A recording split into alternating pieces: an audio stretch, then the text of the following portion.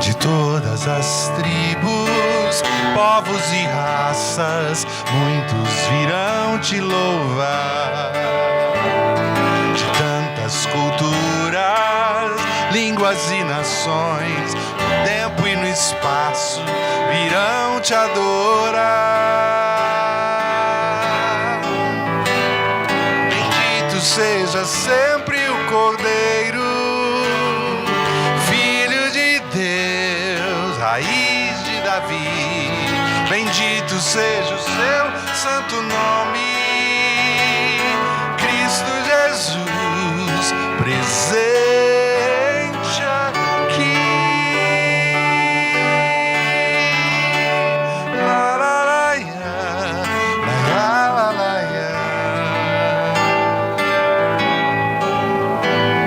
remidos, comprados, grande multidão, muitos virão te louvar.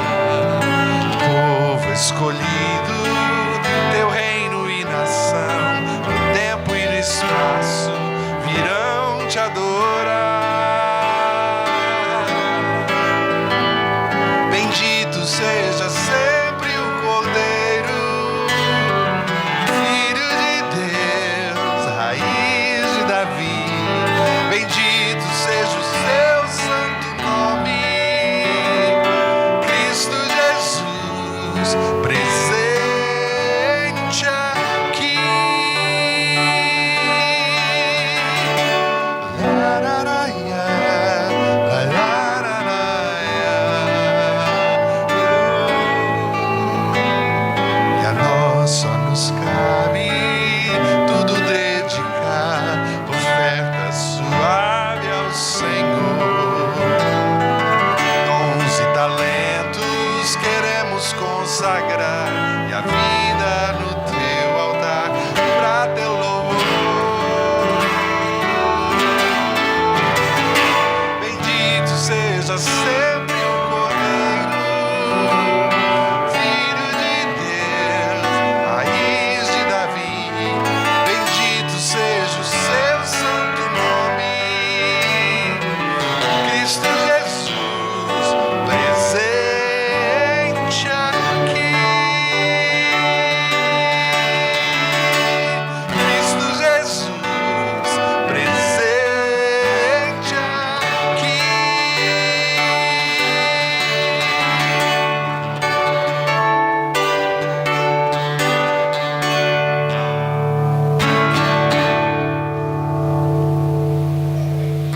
Eu quero convidá-los para que abramos a palavra de Deus em Atos dos Apóstolos, capítulo 5. Atos, capítulo 5. Nós leremos a partir do versículo 17 de Atos dos Apóstolos, capítulo 5. Atos é o único livro histórico no Novo Testamento. Fala da nossa história, da história da igreja. E é interessante o livro de Atos, porque todo livro que a gente lê tem começo, meio e fim. Atos não tem fim. A gente tem o começo, tem o meio, mas não tem o fim. O livro de Atos termina não terminando. Capítulo 28 não mostra que o livro chegou ao final. E é lógico, porque se conta a história da igreja, essa história continua. Então, quem sabe nós já estejamos vivendo aí o capítulo 30 de Atos, né? 35. O fato é que nós continuamos a história da igreja. Então, Atos dos Apóstolos é a nossa história, a história da igreja. Uma história que está registrada aqui na palavra, mas que ainda não terminou, porque nós estamos aqui. Atos capítulo 5, versículo 17, diz assim a palavra de Deus: levantando-se, porém, o sumo sacerdote e todos os que estavam com ele, isto é, a seita dos saduceus, tomaram-se de inveja, prenderam os apóstolos e os recolheram à prisão pública. Mas de noite, um anjo do Senhor abriu a porta do cárcere e, conduzindo-os para fora, lhes disse: ide, apresentai-vos ao templo, ou no templo, e dizei ao povo todas as palavras desta vida. Tendo ouvido isto, logo ao romper do dia, entraram no templo e ensinavam. Chegando, porém, o sumo sacerdote e os que com ele estavam, convocaram o sinédrio e todo o senado dos filhos de Israel e mandaram buscá-los no cárcere. Mas os guardas, indo, não se acharam no cárcere. Não os acharam no cárcere, e tendo voltado, relataram, dizendo: achamos o cárcere fechado, com toda a segurança, e as sentinelas nos seus postos, junto às portas, mas abrindo-as, a ninguém encontramos dentro. Quando o capitão do templo e os principais sacerdotes ouviram essas informações, ficaram perplexos a respeito deles e do que viria a ser isto. Nesse ínterim, alguém chegou e lhes comunicou: eis que os homens que recolhestes no cárcere estão no templo ensinando o povo. Nisto, indo o capitão e os guardas, os trouxeram sem violência, porque temiam ser apedrejados pelo povo. Trouxeram-nos, apresentando-os ao sinédrio, e o sumo sacerdote interrogou-os, dizendo: expressamente vos ordenamos que não ensinasseis nesse nome, contudo enchesse Jerusalém de vossa doutrina e quereis lançar sobre nós o sangue desse homem. Então Pedro e os demais apóstolos afirmaram: antes importa obedecer a Deus do que aos homens. O Deus de nossos pais ressuscitou a Jesus, a quem vós matastes, pendurando-o no madeiro. Deus, porém, com a sua destra, o exaltou a príncipe e salvador, a fim de conceder a Israel o arrependimento e a remissão de pecados. Ora, nós somos testemunhas desses fatos, e bem assim o Espírito Santo, que Deus outorgou aos que lhe obedecem. Até o versículo 32, irmãos. Deixa a sua Bíblia aberta nesse texto e vamos orar. Vamos pedir que o Espírito Santo nos ajude para que consigamos entender bem a palavra de Deus, saiamos edificados daqui, não é? Deus seja glorificado na nossa vida, portanto. Vamos orar. Muito obrigado, Senhor, por tudo que já aconteceu aqui nesta noite. Obrigado pelo privilégio de cantar louvores ao Teu nome, da comunhão com os irmãos.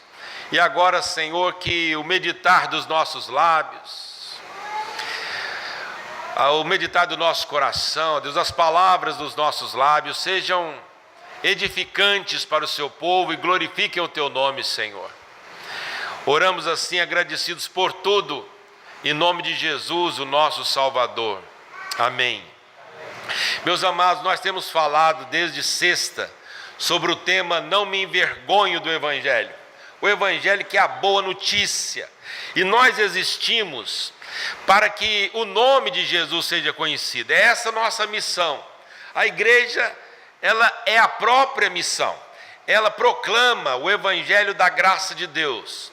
Quando nós fazemos a nossa pública profissão de fé, aprendemos que um dos deveres nossos como discípulos de Jesus é proclamar a palavra de Deus através da nossa vida, através das nossas palavras.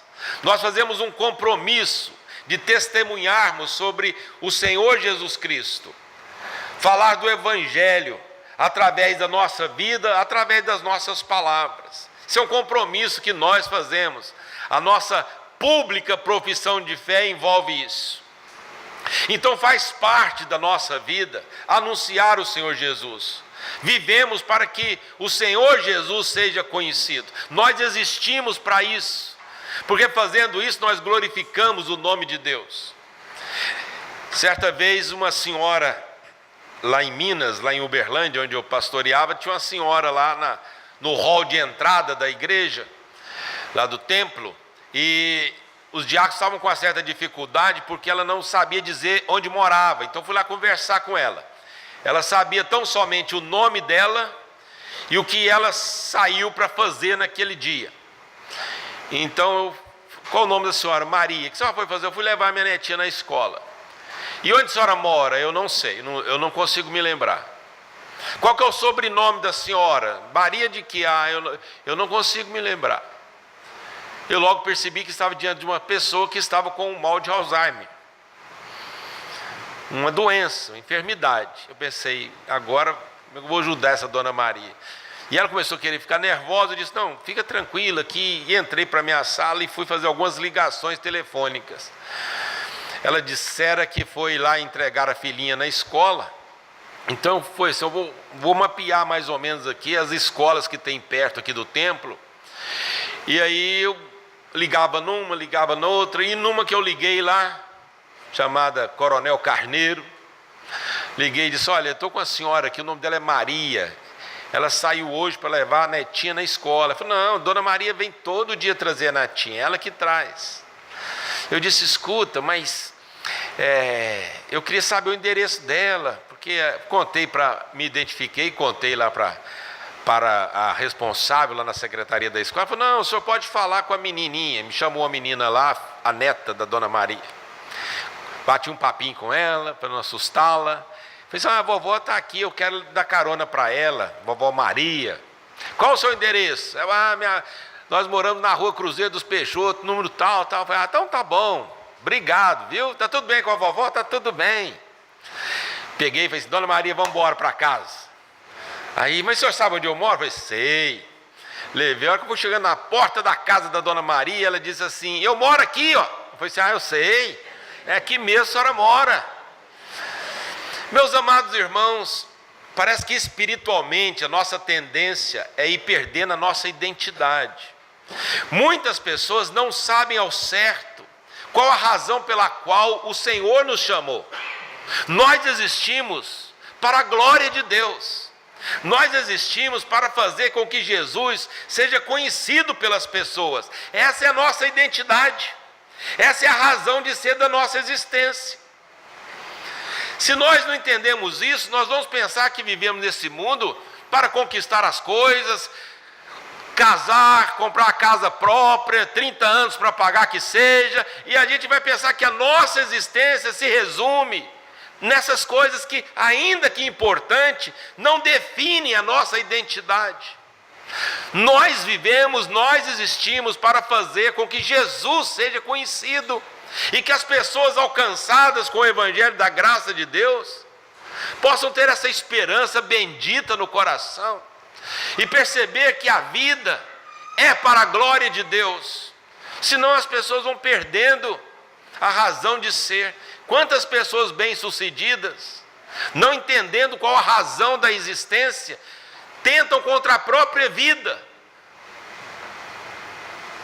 Um dos problemas sérios que aconteceram anos na Califórnia, quando aqueles adolescentes começaram, através da tecnologia da informação, e começaram a fazer determinados aplicativos. Alguns fizeram alguns aplicativos adolescentes que no outro dia ou naquela mesma semana já se viram milionários.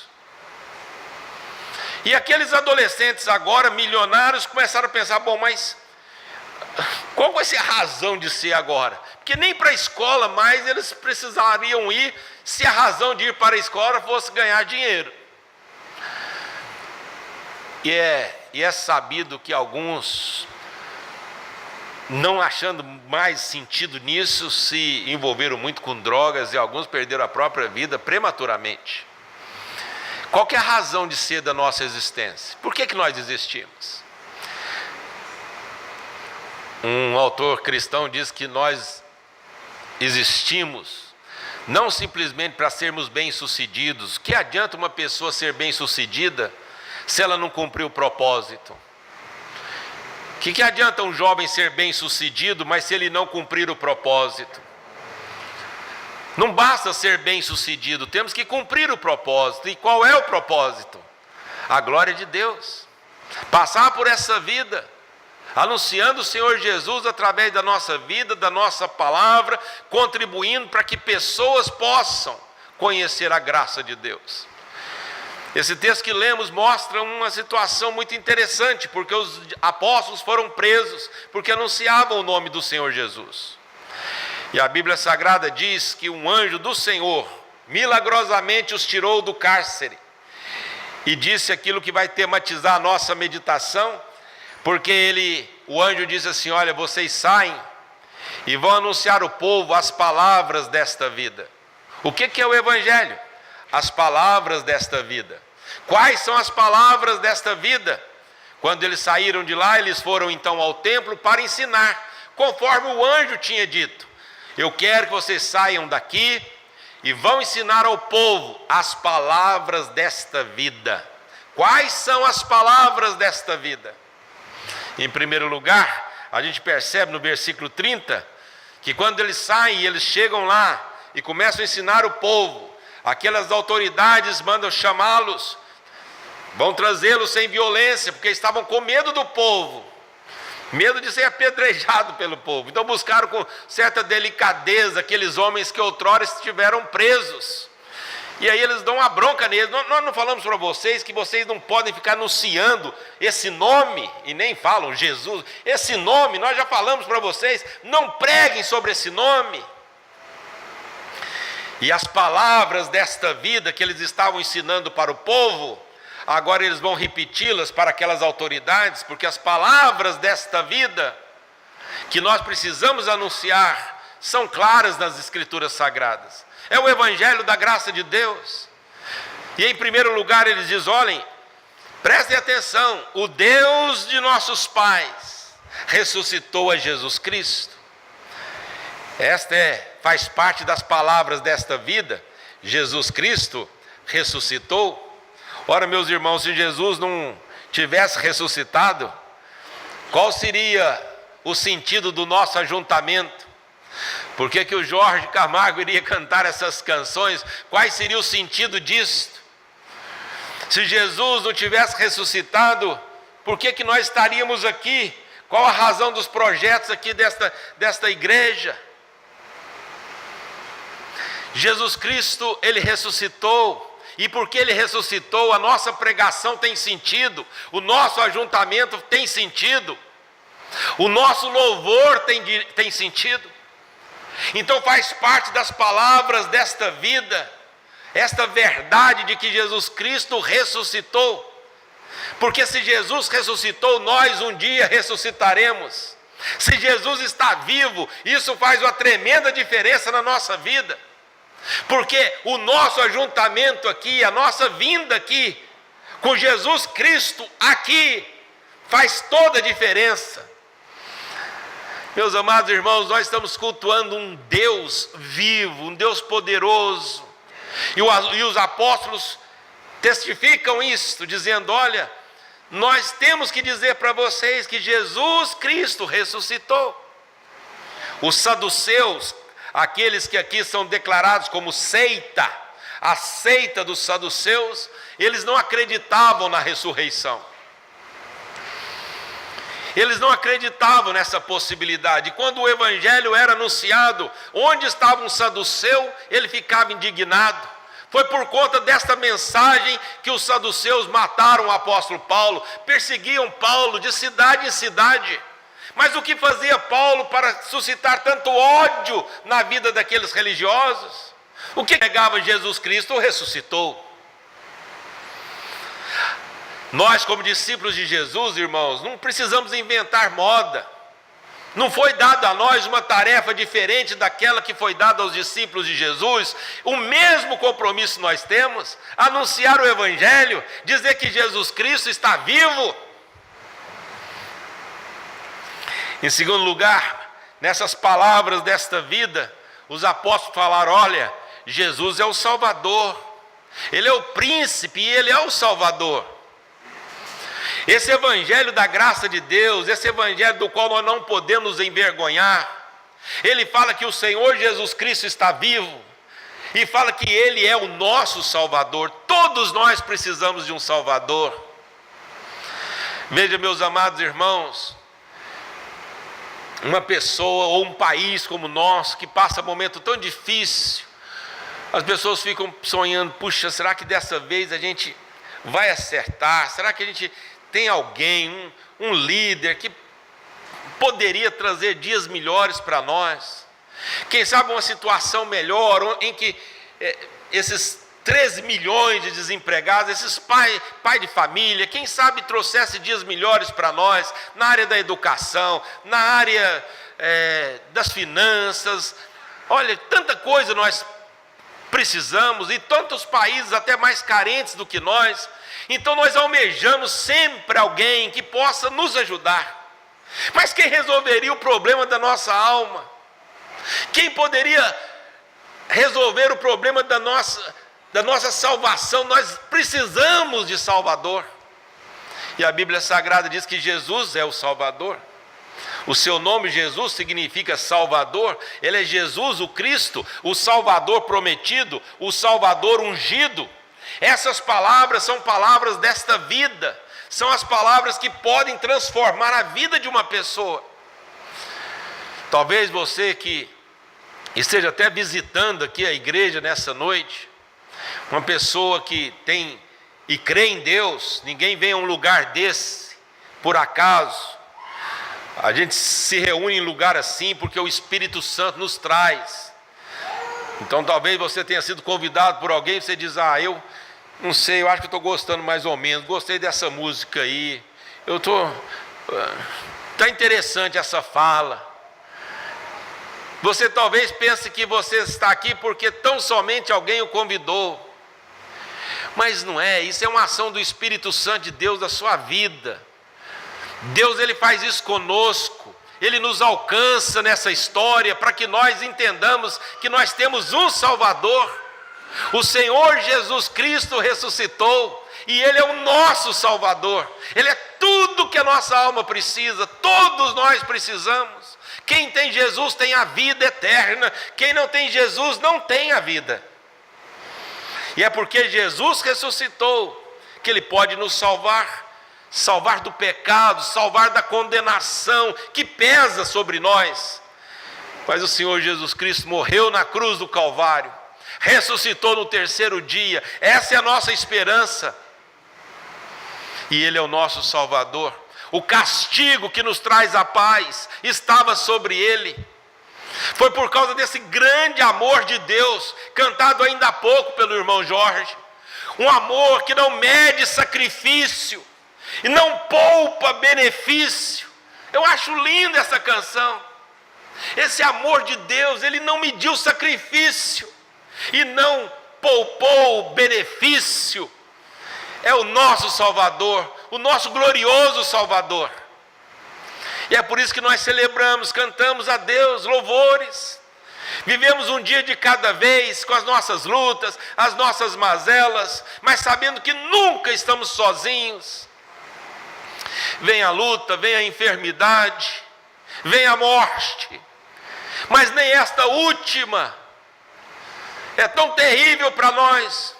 Porque se vivemos para o Senhor, vivemos, se morremos para o Senhor, morremos, quer vivamos ou morramos, nós somos do Senhor. Quem pode nos separar do amor de Deus? Esse amor tão grande, que não mediu o sacrifício e não poupou o benefício. Jesus Cristo é o nosso Salvador. Faz parte das palavras desta vida. O anjo disse, olha, saem daqui, vão lá, anunciem ao povo as palavras desta vida. E a igreja desde então está fazendo isso, dizendo que Jesus ressuscitou, que Ele é o Salvador e também que Ele perdoa os nossos pecados. Eles falaram, olha, o Senhor Jesus, Deus, Ele concede a nós, mediante o arrependimento, a remissão dos pecados. Meus amados irmãos, como é bom saber que o Senhor Jesus perdoa os nossos pecados. O pecado nos separa de Deus. Como nós poderíamos resolver o nosso problema? Se um homem resolvesse morrer pelos nossos pecados, que homem poderia fazer isso? Teria que ser o próprio Deus que, se humanizando, Deus homem, vem e assume o nosso pecado, porque sem ter pecado ele se transformou em pecador por causa de nós. E agora nós temos o perdão dos nossos pecados, o sangue de Jesus nos purifica de todo o pecado. E agora nós, se confessarmos os nossos pecados, Ele é fiel e justo para nos perdoar os pecados e nos purificar de toda injustiça. A esperança para nós, para o mais vil pecador, porque quando ele se arrepende dos seus pecados, a Bíblia Sagrada diz que Jesus Cristo, Ele pode perdoar os nossos pecados. Só Ele pode fazer isso. E por que Ele pode fazer isso? Porque Ele pagou o preço desse perdão, irmãos. É de graça para nós, mas custou a vida do Senhor Jesus Cristo. Ele pagou o preço. No Velho Testamento, quando eles pegavam um cordeiro, matavam o cordeiro, jogavam o sangue do cordeiro sobre a mesa da propiciação. Quando eles faziam isso, um rito religioso para mostrar a remissão dos pecados, acontecia lá no Velho Testamento. Mas quando João Batista vê Jesus, narrado lá em João capítulo 1, versículo 19, ele olha para Jesus e diz: eis o Cordeiro de Deus que tira o pecado do mundo. Aquele cordeirinho que era morto lá no Velho Testamento simbolizava o Cordeiro de Deus que tira o pecado do mundo. O sangue de Jesus foi vertido por causa de nós. E agora, irmãos, nós temos acesso à presença de Deus. Jamais poderíamos invocar a Deus. A ira de Deus nos iria consumir. Mas quando Deus olha para nós, Ele vê o sangue aplicado, o sangue do Cordeiro. E agora nós temos acesso ao Santo dos Santos, por um novo e vivo caminho que Jesus preparou. Por isso que o véu do templo se rasgou de cima a baixo, onde o sacerdote poderia entrar uma vez só por ano. Agora o véu é rasgado de cima a baixo. Nós temos acesso à presença de Deus. E quando Deus olha para você, olha para mim, Ele vê o sangue aplicado, o sangue do Cordeiro. Meus amados irmãos, como nós somos felizes por isso. Porque ninguém pode entrar na presença de Deus se não tiver o sangue aplicado. Quando você é alcançado com esta palavra da vida, esse sangue é aplicado na sua vida, a ira de Deus é aplacada, e agora nós podemos chamá-lo de Abba, Papai. Ele olha para nós, e nós somos aceitos. Agora tem sentido o nosso culto. Podemos cantar, podemos orar e dizer: ó Deus, porque agora quando Ele olha para nós, Ele vê o sangue aplicado, o sangue do Cordeiro. Não há riqueza maior do que esta.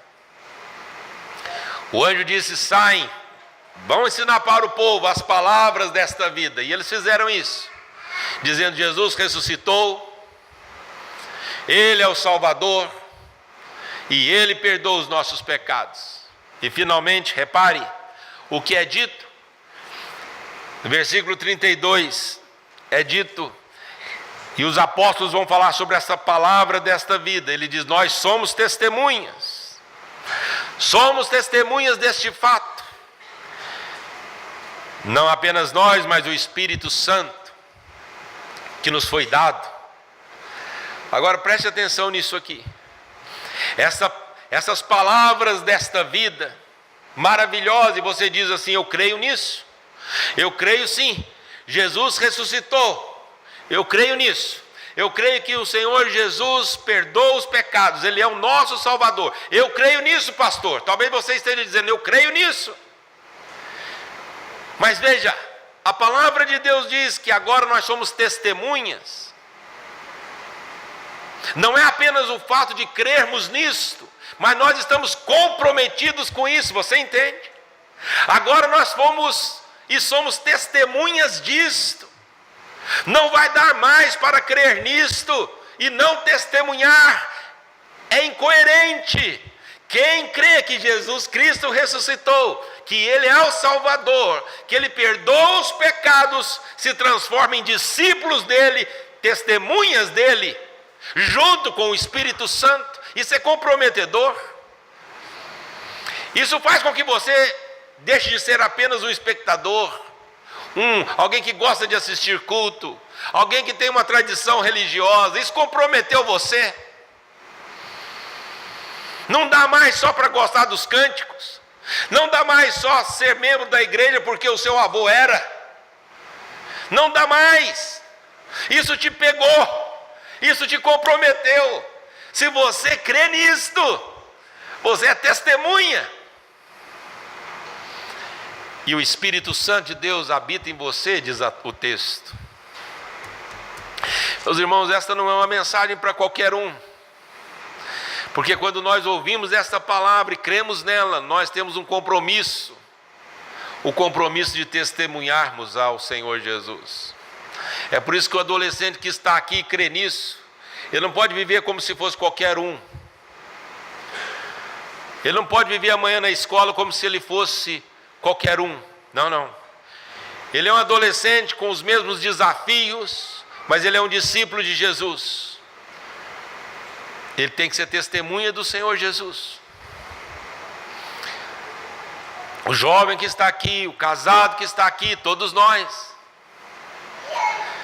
E olha só o tanto que é comprometedor. O Espírito que nos foi dado habita em nós. Sabe quem habita no seu corpo? O Espírito Santo de Deus.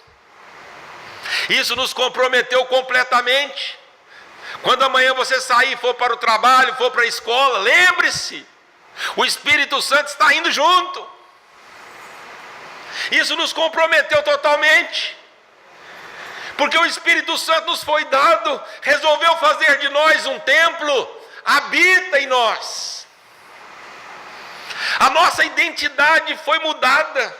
Agora nós somos discípulos de Jesus, testemunhas de Jesus, e em nós habita o Espírito Santo. Isso é comprometedor. Eu quero terminar, irmãos, mostrando o que diz a Bíblia Sagrada em Atos 5:33. A Bíblia diz que quando algumas pessoas ouviram isto, ficaram nervosas, principalmente os saduceus. Eles ficaram muito nervosos, enfureceram. Eles ficaram com tanta raiva que eles pensaram: nós precisamos matar esses caras. Porque se essa mensagem vai para o povo, nós temos que fazer parar isso. Porque quando a pessoa ouve o Evangelho da graça de Deus, que Jesus ressuscitou, que Ele é o Salvador, que Ele perdoa pecados, que nós somos testemunhas com o Espírito Santo, quando a pessoa ouve isso, como nós estamos ouvindo, você tem que tomar uma decisão. Você está no vale da decisão. Não dá para não fazer nada, porque a Bíblia Sagrada diz, e Paulo vai dizer isso em 2 Coríntios 2,15, que nós somos o bom perfume de Cristo. Agora repare, nós somos o bom perfume de Cristo nos que se salvam e nos que se perdem. Quando exalamos esse perfume de Cristo, o Evangelho da graça de Deus, isso vai ser um instrumento de salvação e vai ser um instrumento de perdição. Esse bom perfume de Cristo, ele traz vida e ele traz morte. Mas como? Porque ele está relacionado com a atitude de quem ouve esse Evangelho. Por isso que quando as pessoas ouviam isto, ouviam a palavra de Deus, alguns se agregavam e dizendo assim: é isso mesmo, o que nós devemos fazer para ser salvos? Uns perguntavam, outros falavam: e agora o que eu devo fazer? Deixa eu seguir o Senhor. Não, volta, vai para sua casa, anuncia o que Deus fez por você. Mas outros ficam furiosos, Outros falam como falaram para Paulo lá em Atenas, nós vamos ouvir sobre isso depois. Em outra oportunidade a gente pensa sobre isso. Outros falavam, não, é isso que a gente quer. É isso que nós queremos. E a pergunta então é essa, irmãos: o que faremos com o que nós ouvimos essa noite? Mais uma vez, talvez para muitos a maioria não seja novidade nenhuma. Mas então a pergunta para nós é se nós somos esses testemunhas conscientes de Jesus com o Espírito Santo que nos foi dado. Nós precisamos melhorar, porque nós existimos para fazer Jesus conhecido. Nós não somos garotos propaganda de uma denominação religiosa. Você não foi chamado para fazer propaganda da denominação que você participa. Você foi chamado para pregar o Evangelho da graça de Deus. E é lógico, seria muito bom se você apontasse onde você congrega para acompanhar esta pessoa, para que ela tivesse a comunhão de outras pessoas, recebessem os cuidados pastorais. Isso é uma coisa muito importante. Mas o mais importante é você cumprir o propósito como testemunha de Jesus, através da sua vida e através da sua palavra, porque o Espírito Santo nos foi dado. Esse é o Evangelho da graça de Deus, o velho e surrado Evangelho, que não pode ser mudado, mas é o poder de Deus, como diz o texto. Pode passar. Veja só, não me envergonhe do Evangelho, o Evangelho de Cristo, pois é o poder de Deus para a salvação de todo aquele que crê. Eu espero que você já tenha sido alcançado com esse Evangelho. Eu espero que você seja uma testemunha de Jesus Cristo. É o que eu desejo para você. Se não, hoje é o dia oportuno. Hoje é o dia da salvação. Ninguém vem a um lugar como esse por acaso.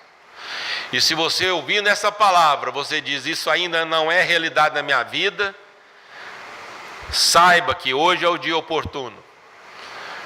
E eu gostaria de orar pela sua vida. Vamos colocar em pé aqueles que puderem. Você que já é testemunha de Jesus, que bom. E se porventura você ainda não foi alcançado, mas hoje você ouviu esta palavra e decide caminhar com Cristo, ser um discípulo de Jesus, seja bem-vindo. Hoje foi o dia que historicamente Deus te alcançou, mas você vai aprender que isso no plano de Deus já aconteceu há muito e muito tempo, antes da fundação do mundo.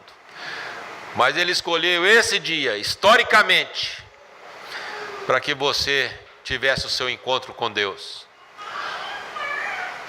Se hoje você ouviu a voz de Deus, não endureça o seu coração, porque hoje é o dia oportuno, hoje é o dia da salvação.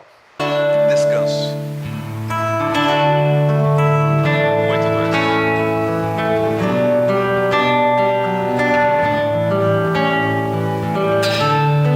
Tu és grande, ó Senhor, e digno de ser louvado. Grande é o teu poder e todo o teu saber. Não tem limites,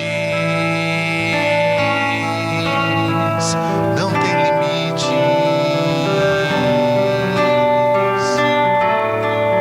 Feito à imagem de ti, criado para louvar-te, o homem ser mortal e que é refém do mal, deseja amar-te,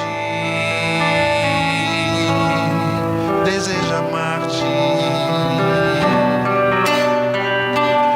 Não nos forjaste por acaso, tu nos criaste para ti mesmo. Nosso coração já não canta, nosso coração não se encanta, nosso coração não encontra descanso, até que descanse em ti. coração já não canta, nosso coração não se encanta, nosso coração não encontra descanso, até que descanse em ti. Vamos cantar isso juntos. Nosso coração já não canta, nosso coração não se encanta, nosso coração não encontra descanso, até que descanse em ti. Mais uma vez todos juntos. Nosso coração já não canta, nosso coração não se encanta,